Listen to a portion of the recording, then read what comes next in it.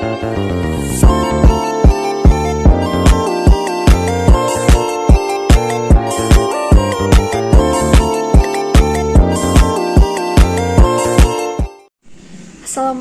warahmatullahi wabarakatuh. Saya Vanessa Oliazara dari kelas 10-7, nomor absensi 31, mata pelajaran biologi, ingin menjelaskan tentang ciri-ciri fungi, struktur dan karakteristik fungi, klasifikasi fungi, dan siklus hidup fungi.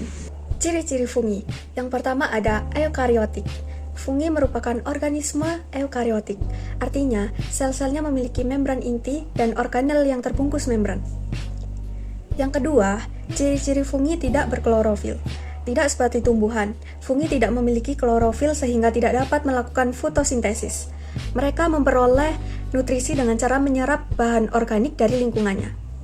Ciri-ciri fungi yang ketiga ada heterotrof. Fungi bersifat heterotrof, artinya mereka mendapatkan makanan dari organisme lain. Ada 3 cara utama fungi memperoleh nutrisi. Cara yang pertama ada saprotrof, yang kedua parasit, dan yang ketiga mutualistik. Cara yang pertama ada saprotrof, yaitu menguraikan bahan organik mati. Contoh jamurnya ada jamur pada kayu lapuk. Cara yang kedua ada parasit.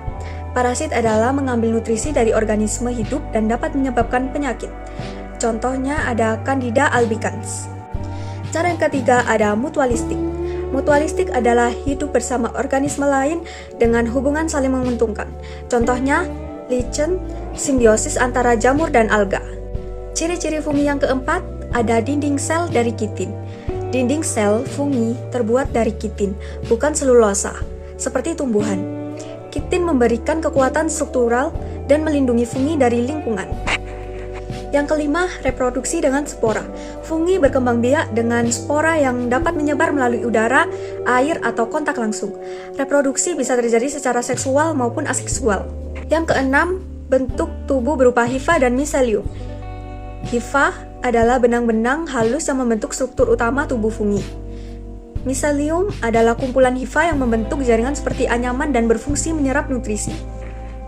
Yang ketujuh, habitat beragam. Fungi dapat ditemukan di berbagai lingkungan, terutama di tempat yang lembab dan kaya bahan organik seperti tanah, kayu lapuk, makanan, dan tubuh makhluk hidup lainnya. Yang kedelapan, metabolisme fermentasi pada beberapa fungi. Beberapa fungi seperti Saccharomyces cerevisiae atau raki dapat melakukan fermentasi untuk menghasilkan alkohol dan karbon dioksida. Struktur dan karakteristik fungi. Fungi memiliki struktur yang khas, membedakannya dari organisme lain. Struktur utama fungi meliputi yang pertama hifa. Hifa merupakan benang-benang halus yang membentuk tubuh fungi. Ada 2 jenis hifa. Yang pertama hifa septat. Memiliki sekat-sekat septum yang membagi hifa menjadi sel-sel dengan 1 atau lebih inti. Contohnya Aspergillus. Yang kedua hifa aseptat atau senositik. Tidak memiliki sekat sehingga sitoplasma dan inti dapat bergerak bebas. Contohnya Rhizopus. Struktur fungi yang kedua miselium. Kumpulan hifa yang membentuk jaringan seperti anyaman, berfungsi menyerap nutrisi dari lingkungan. Yang ketiga spora. Struktur reproduksi yang dapat menyebar melalui udara, air, atau kontak langsung. Bisa dihasilkan secara aseksual, misalnya melalui sporangium, atau seksual, misalnya melalui basidium pada Basidium mycota. Yang keempat, dinding sel dari kitin. Kitin membuat dinding sel fungi lebih kuat dibanding sel tumbuhan yang berdinding selulosa. Yang kelima, reproduksi dengan sporangium atau conidia. Sporangium adalah kantung yang berisi spora, misalnya pada Rhizopus. Yang kedua, conidia. Spora yang terbentuk di ujung hifa tanpa kantung, misalnya pada Penicillium. Yang keenam, rhizoid. Pada beberapa fungi, struktur mirip akar yang berfungsi melekat pada substrat dan menyerap nutrisi. Karakteristik fungi. Yang pertama eukariotik, memiliki inti sel yang terbungkus membran. Yang kedua heterotrof, tidak dapat berfotosintesis dan bergantung pada bahan organik. Yang ketiga reproduksi seksual dan aseksual, berkembang biak dengan spora. Yang keempat, dinding sel dari kitin, memberikan kekuatan dan perlindungan. Yang kelima, habitat beragam, dapat hidup di tanah, air, tubuh makhluk hidup, dan lingkungan lembab lainnya. Yang keenam, peran ekologis dan ekonomi. Sebagai dekomposer, agen fermentasi, serta penyebab penyakit dan infeksi. Klasifikasi fungi. Fungi diklasifikasikan berdasarkan cara reproduksi dan struktur tubuhnya. Secara umum, fungi dibagi menjadi 4 filum utama. Yang pertama, Zygomicota atau jamur zigot. Ciri-cirinya, hifa tidak bersekat atau senositik. Bereproduksi secara aseksual dengan sporangiospora dan secara aseksual membentuk zygospora. Biasanya, hidup sebagai saprofit di tanah, makanan, atau organisme mati. Contohnya, Rhizopus stolonifer atau jamur roti, Mucor mucedo, jamur yang tumbuh di kotoran hewan. Yang kedua ada Ascomycota atau jamur kantung. Ciri-cirinya memiliki struktur reproduksi bernama ascus atau kantung tempat spora terbentuk. Bereproduksi secara aseksual dengan conidia dan secara seksual dengan ascospora. Bisa bersifat saprofit, parasit, atau bersimbiosis. Contohnya Saccharomyces cerevisiae, ragi untuk fermentasi roti dan alkohol. Penicillium notatum, penghasil antibiotik penisilin. Aspergillus flavus, penghasil aflatoksin yang beracun. Yang ketiga, Basidiomycota atau jamur basidium. Ciri-cirinya, yang pertama memiliki basidium.